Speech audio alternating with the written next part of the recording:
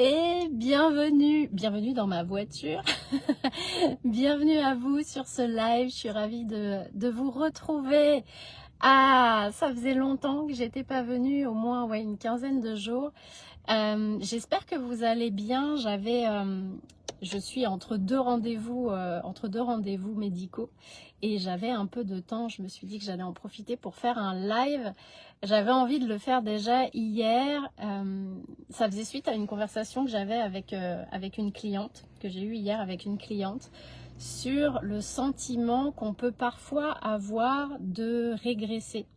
Quand on est dans un cheminement personnel, quand on est en train de travailler sur soi, peu importe l'objectif, quand on vient travailler sur soi, eh bien on vient mettre de la lumière sur des croyances limitantes, sur des schémas de fonctionnement, des patterns, et on vient travailler dessus pour pouvoir justement en sortir, créer de nouvelles croyances, créer de nouveaux fonctionnements. C'est ce qu'on fait dans les accompagnements qu'on prend ou dans des programmes.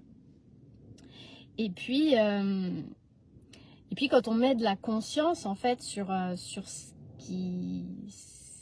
qui est en nous, sur nos fonctionnements, et bien le fait d'en avoir conscience nous permet, en plus du travail de libération, donc des origines de ces schémas-là, ça nous permet aussi d'en avoir conscience et donc de pouvoir en conscience, avec intentionnalité, et bien sortir de ces schémas. Et il y a toujours des moments où on a le sentiment qu'on pourrait régresser ou qu'on pourrait revenir en arrière. Et ça, c'est quel que soit le niveau, le niveau, ou en tout cas le cheminement qu'on a déjà fait.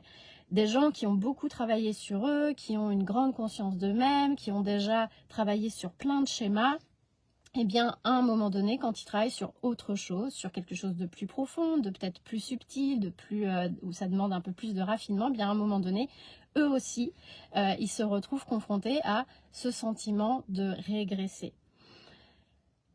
Ma cliente, en l'occurrence, elle a eu ce sentiment-là qui, du coup, la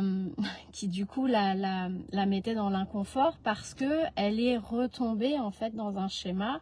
Elle m'a parlé d'une situation, elle m'a partagé une situation, et puis en discutant avec elle, j'ai pu mettre en lumière le fait qu'en réalité, elle retombait dans un schéma. Le processus était un peu différent, mais il y avait un retour sur une façon de fonctionner.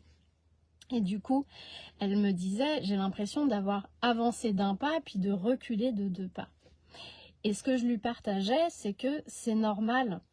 C'est normal parce que nos fonctionnements intérieurs, ils sont très ancrés. Ils sont ancrés depuis qu'on est petit. Ils sont issus de mémoires familiales. Ils sont issus de nos mémoires d'enfance. Ils sont issus de notre construction.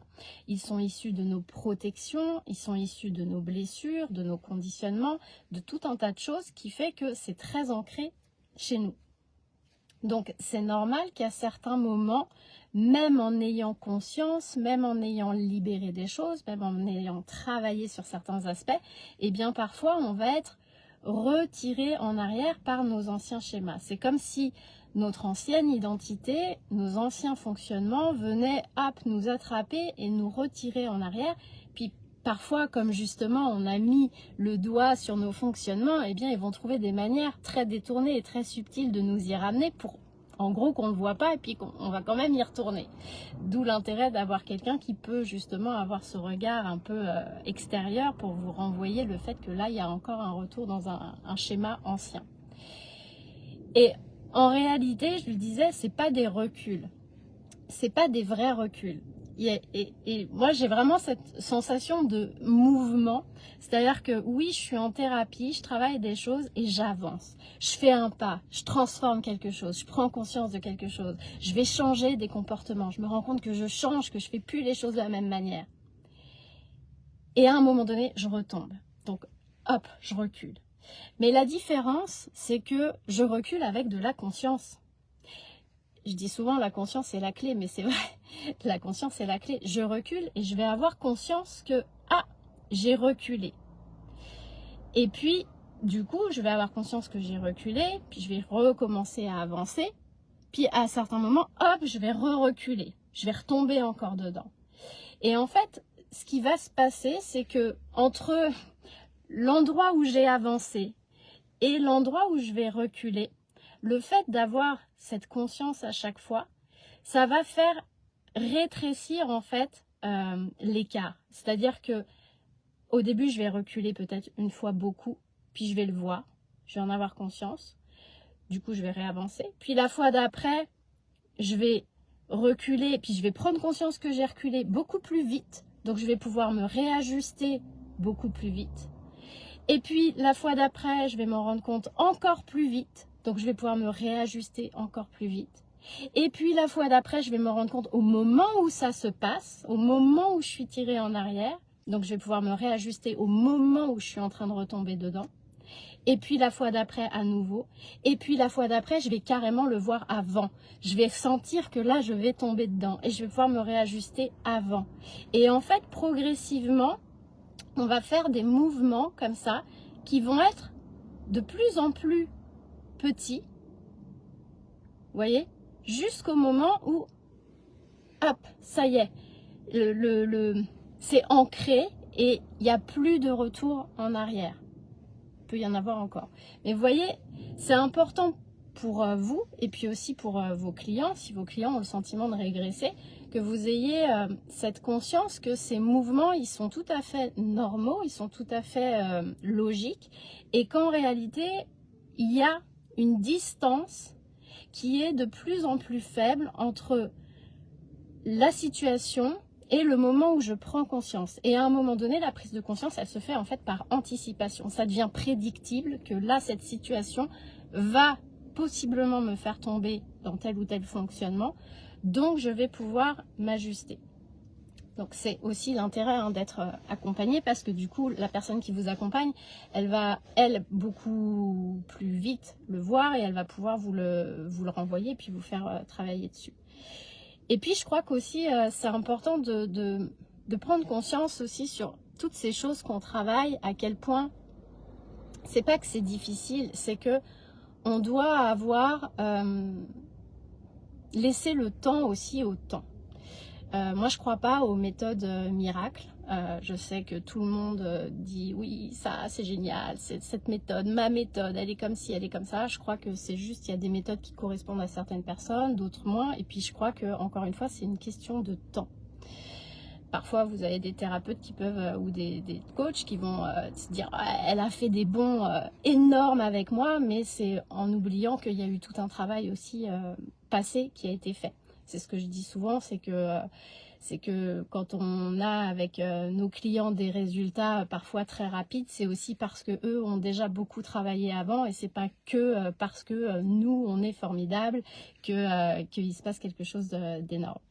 Et donc c'est très ancré. Donc c'est comme si vous aviez par exemple un sportif.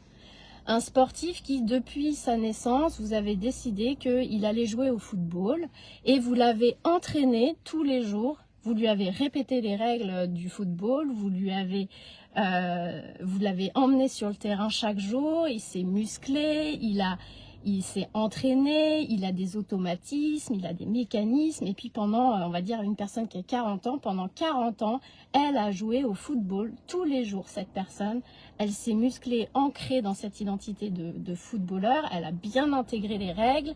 Elle a des réflexes maintenant. Quand la balle arrive comme ça, son pied se met comme ça pour rattraper la balle, etc. Et puis c'est comme si un jour, en tant qu'entraîneur, vous disiez « Ah bah tiens, je vais faire rentrer un nouveau joueur sur le terrain. » Ce nouveau joueur, il n'a jamais joué au foot. Je vais le faire rentrer sur le même terrain que là où il y a l'autre joueur qui, lui, ça fait 40 ans qu'il s'entraîne.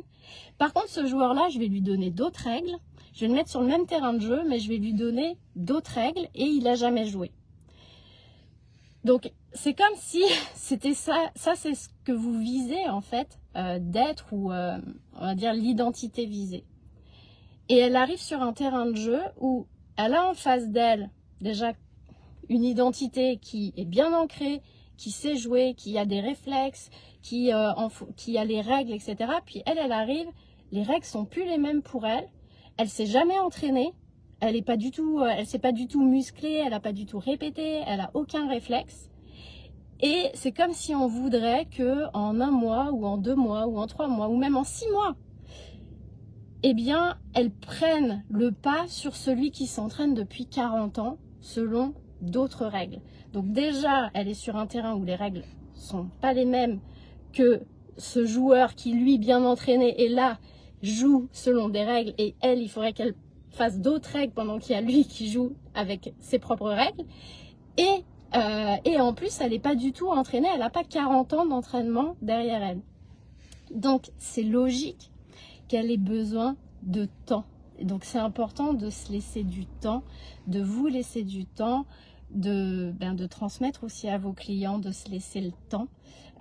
Et encore une fois, de ramener toujours de la conscience dessus, parce que c'est la conscience du retour en arrière, de à quel moment je rebascule dans mon scénario, qui va permettre au fur et à mesure de réduire, comme je vous le disais au début de ce live, de réduire l'écart entre le moment où je prends conscience, le moment où je retombe dans un schéma et la situation.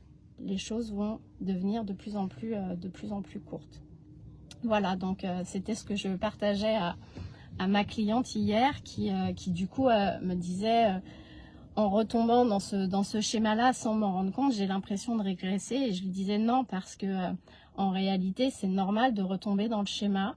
Là, moi, je vous renvoie comment vous êtes retombé dedans, parce que vous ne l'aviez pas forcément vu. Ça vous permet de prendre conscience de ce qui s'est passé. Du coup, la prochaine fois, vous allez avoir un petit temps d'avance qui, si vous êtes à nouveau tiré en arrière, vous permettra de le voir peut-être même sans que j'ai besoin de vous le dire, ou peut-être de le voir un peu plus tôt, et un peu plus tôt, et un peu plus tôt, et un peu plus tôt. Donc ces mouvements d'avant, d'arrière, ils sont tout à fait logiques, normaux, humains, et c'est parfait comme ça.